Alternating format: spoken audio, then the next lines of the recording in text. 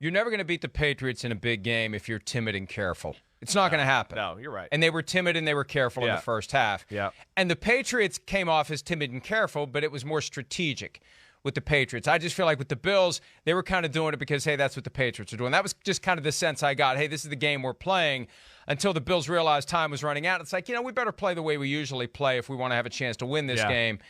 And that's when it turned, and that was what was frustrating to me. Why did it take so long for it to turn? And I don't know if the wind got any better as the game went on. I didn't see any evidence to think that it dramatically got better because the Patriots didn't change their approach. If the wind had died down during the game, then maybe we would have seen more than 3 total throws from Mac Jones. Unbelievable.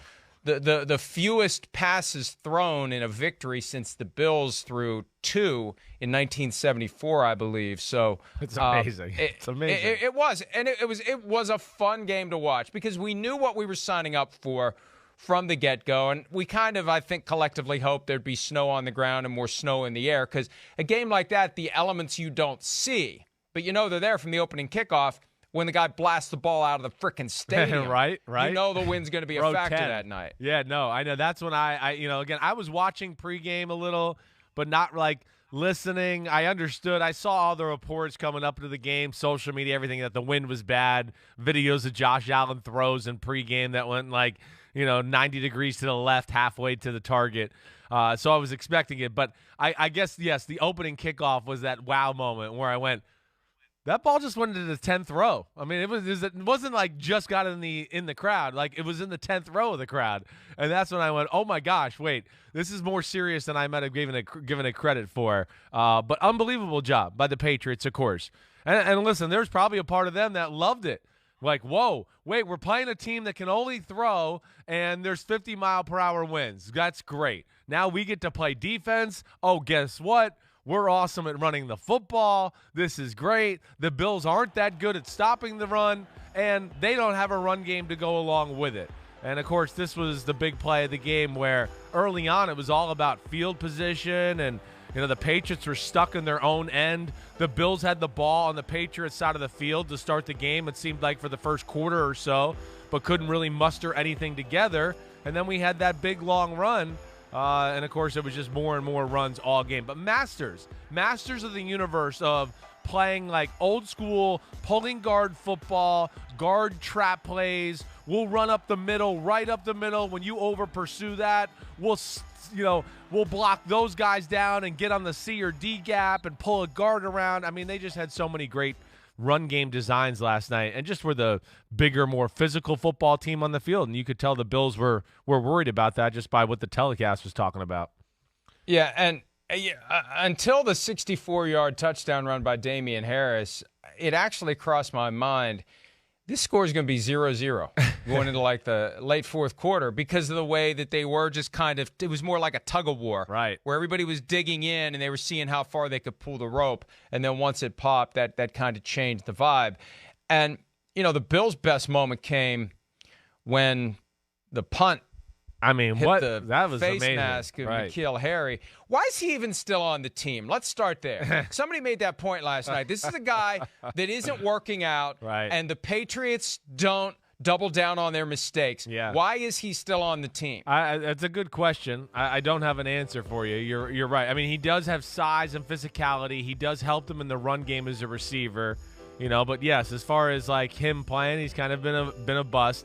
What drove me crazy about this play, I mean, there's no way he didn't know it touched his face mask, right?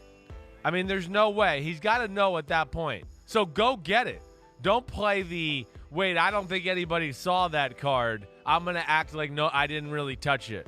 I mean, I'd have a hard time thinking he didn't know that touched his face mask. Again, a guy's so in tune with it. But, yeah, that was a huge mistake in the football game. And to that point, we had gone, I don't know if Buffalo's going to be able to move the ball on New England the whole night. I mean, that's really how you were thinking. They had the ball, like we just talked about, on New England's side of the field to start the game. Couldn't do anything. It didn't matter. So that was a huge part of the football game, an un-Patriot-like mistake there that gave the Bills, some life. And I don't know if they could have, scored 2 touchdowns or a touchdown in general if they didn't have that turnover. That'd have been interesting to see. That was the first punt return of N'Keal Harry's entire career. And I understand they were being very creative in that moment. They had a guy deep. They had a guy extra deep because the Bills were kicking with that wind. But how does Harry end up being the guy? It's a great question. In that spot when you know the wind is going to mess with the ball, right. Hey, go ahead out there and show us what you can do in the punt return game. That if the Patriots lose that game, then Bill Belichick, the genius, is derided all day long as Bill Belichick, the idiot, for letting N'Keal Harry be in a spot where he's never been before. And you know the wind is going to mess with the ball. It's going to mess up the judgment of the ball. And you got a guy who has no experience in games dealing with where the ball is and how to field it, and he lets it hit him in the face mask. I was actually a little surprised they got that right, because I remember a time several years ago, and I feel like we've talked about this not long ago. Dean Blandino was in charge of the officiating at the time, and there was a punt in like a Bears-Seahawks game that there was a question of whether it hit the leg of one of the members of the return team. You could see the ball change directions, but you couldn't actually see it strike the player. And it was explained to me at the time, we have to actually see it strike the player in order to constitute clear and obvious evidence to change the ruling on the field. You can't just say, well, it moved. Because we see it move, but you don't see it actually strike. Yes, you just see the movement, if that makes any sense. Yeah, no, I got you. You're right. It does. And it was one of those where, I mean, it happened in real time, and I was like, well, it didn't touch him. I mean, I didn't expect it to touch him on the bounce, or the way down after the first bounce. But it was clear. And, again, I know that's not within the rules right now of how these are supposed to be executed, but I think this falls under, like, what you and I would call is, I don't care, you got it right. And that's the most important thing. I mean, really. I think that's one where they're allowed in the stadium to chime in and change it before that becomes the official. They are allowed to. It does fall into that Sky Judge light category that they're working their way through, and they never really make it clear to anybody. But they just say, after further discussion, and people are like, they're talking to him from above. Well, they're allowed to in a situation like that. Well, and I'm all for that. I got no issue with that. I don't. Now, I don't know why they didn't just call it a fumble on the field with the way everybody reacted, because then it automatically gets replayed. But regardless, they got it right. I'm happy about that, and that's all we want, I think, at the end of the day. And I don't think you're going to see the coaches complain about, anything as long as that happens. But, yeah, that was a big moment in the football game. Because you knew the Patriots were, for the most part, going to go, they're going to play a clean game. This is right up Belichick alley. I mean, again, this is right back to 2001 Patriots. Manage the game, run the football, play defense, maybe make a throw here and there. I know that was less than normal even last night.